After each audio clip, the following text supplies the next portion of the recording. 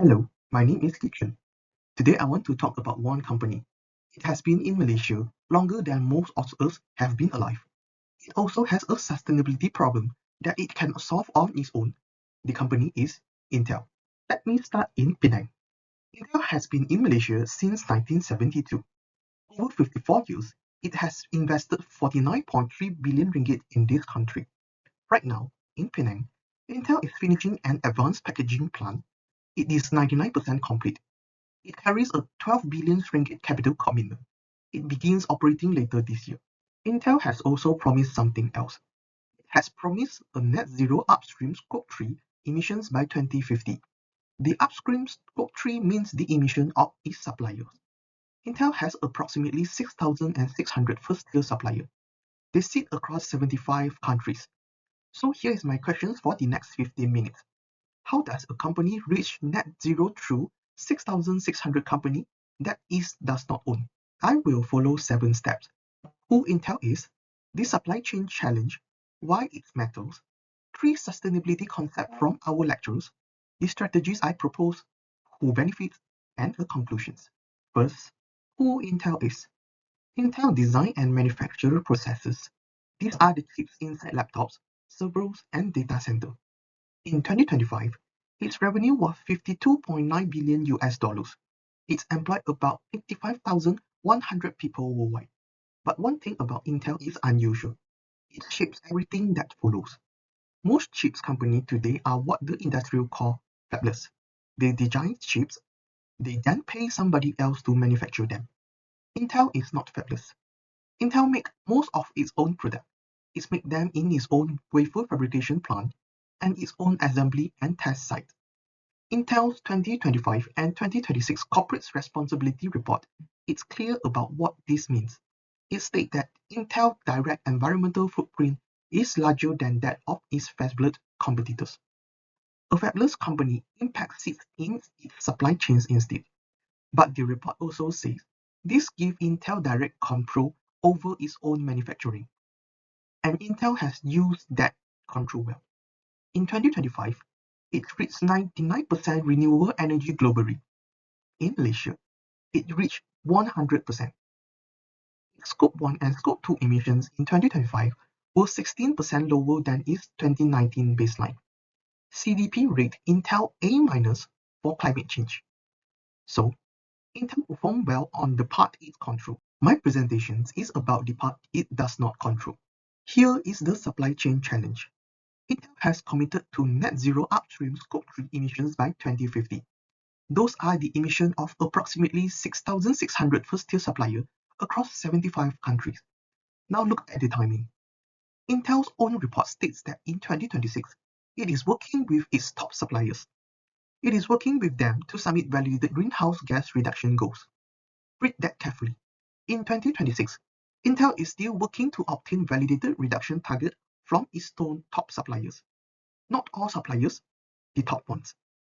That is a long way from net zero across 6,600 companies, and 24 years remains. There is evidence for how far it sits inside Intel's own reports. In 2025, Intel asked suppliers for sourcing information on what is called critical minerals. These are aluminium, copper, nickel, and zinc. It received a response from approximately 68% of in-scope suppliers. Thinking about what that question actually was, it was not about emissions, it was not a calculation. It simply asked where the mineral and the material came from. And roughly one supplier in 3 did not answer. Intel is one of the first companies in its industry to even ask for this. It deserves credit for asking. But if a third supplier cannot answer a question about origins, the questions about carbon will be much harder. So, why it is slow? I think the answer is structural, and it is an operation answer.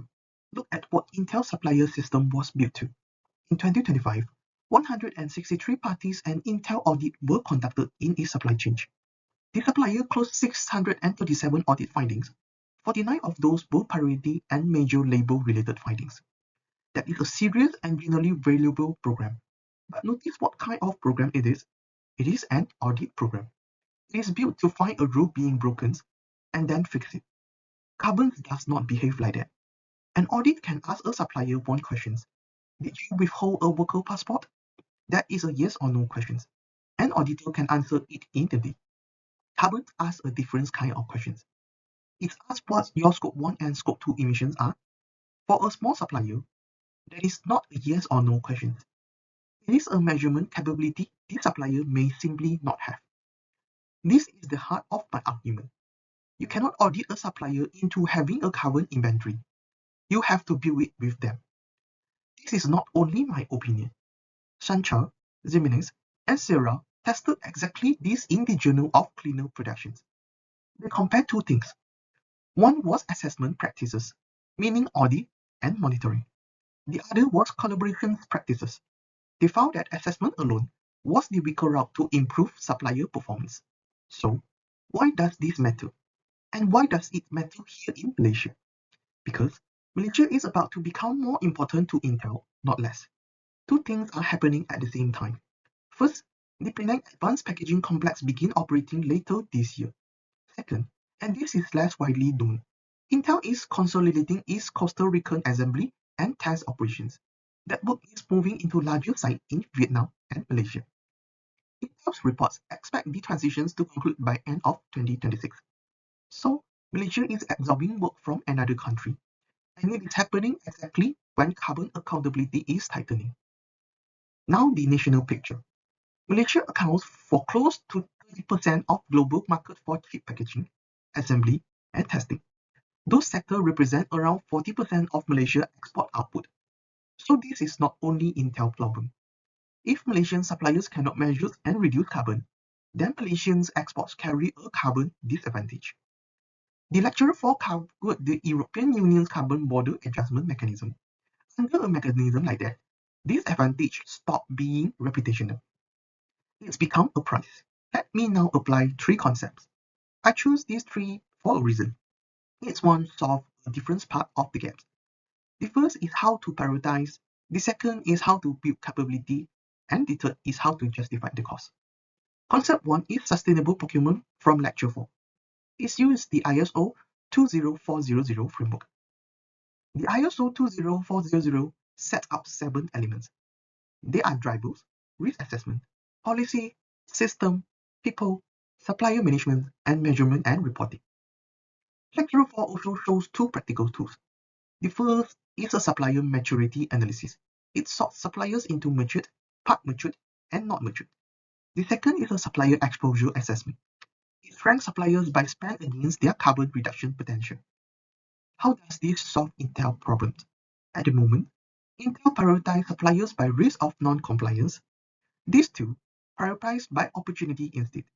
They tell Intel's with suppliers to help us. They are the one where high spend meets low maturity. That is where effort produces the large reductions. What benefits does it create?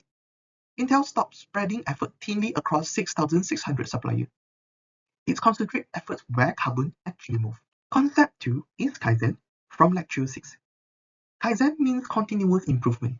It means small, steady changes driven from the bottom up rather than imposed from the top. Masashi Imai introduced the terms to Western management in 1986.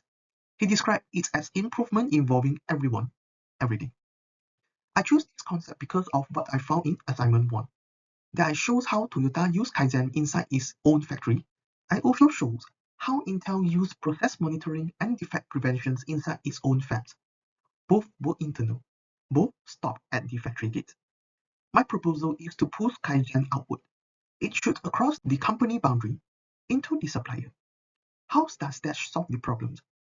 A supplier that cannot measure its emissions does not need an auditor. It needs trainings, a method and a first measurement. Then it needs to improve that measurement a little each year.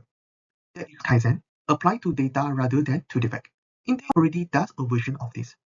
Its reports describe strengthening supplier capabilities. It does this through online resources, interactive trainings, and sustainability consultant covering environmental issues. In 2025, Intel worked with other Responsible Business Alliance members companies.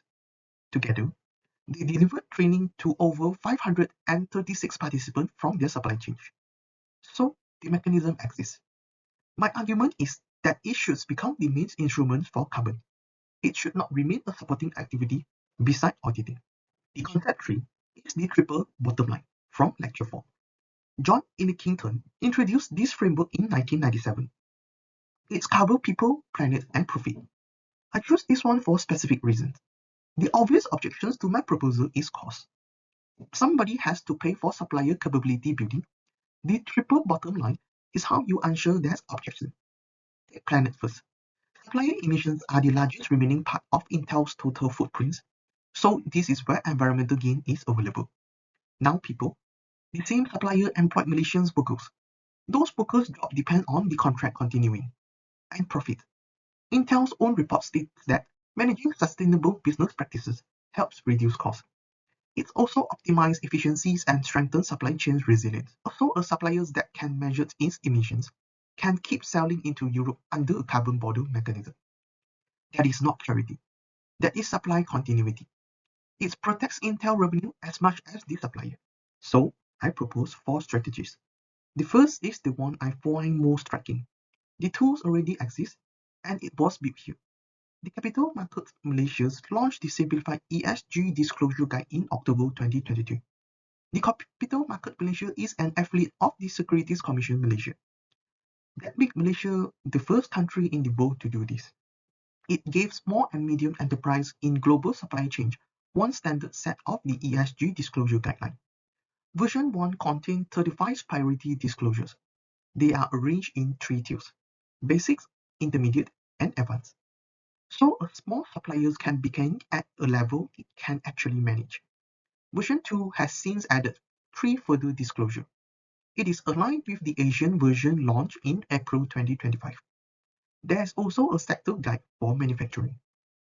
The guide aligns with the Greenhouse Gas Protocol, the ISSB standard, and the Bursa Malaysia requirements. These map directly onto the system element of ISO 20400. So my first proposal is simple. Intel should adopt the SEDG as its baseline disclosure standard for Malaysian suppliers. Intel does not need to design a reporting system for Malaysian SMEs. It needs to adopt the national ones that already exist. Strategy 2. Tells Malaysian suppliers by spend against carbon reduction potential. Use the exposure assessment from lecture 4, then publish how many suppliers sit in each maturity band. Publishing matters. It turns an internal process into a target that stakeholders can track. Strategy 3.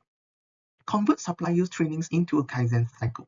Not one workshop, but an annual loop. Measure, improve, remeasure. The SEDG adopter programs already provide workshops and a network of practitioners, so the delivery channel exists.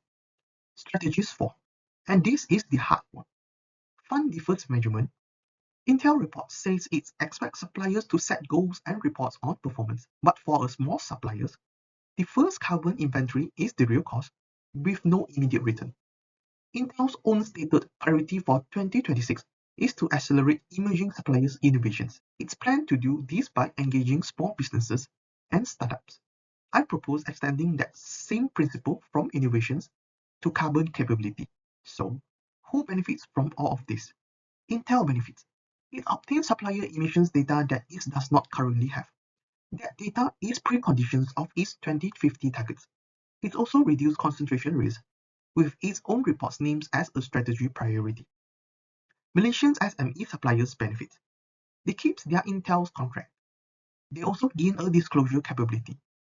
Every other multinational customer will demand it within a few years. Stronger ESG data also improve their access to bank financing. Malaysian workers and communities benefit too. The job in Malaysia's and Kolim demand on this contract remaining competitive. And Malaysia's benefits nationally.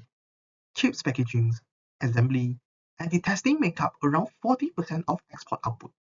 Protecting the carbon competitiveness of the supplier base protect national export earning. Let me conclude. Intel is unusual because it owns its own factories that gave it direct control, and Intel used that control well. It reached 99% renewable energy. Its Scope 1 and 2 emissions fell 60% below 2019 baseline, and the emissions that remain sits inside 6,600 companies. Intel does not own any of them. And look at the system Intel built for its suppliers. It is an audit system, designed for compliance. It is not a development system, designed for capability. That is the operational lesson from this case. And I think it's applied well beyond semiconductor. And audits tell you that a supplier has problems. Only supplier development gives that supplier the ability to fix it. In Malaysia, the instrument already exists. Intel does not need to invent a new framework. It needs to use ours. Thank you for watching.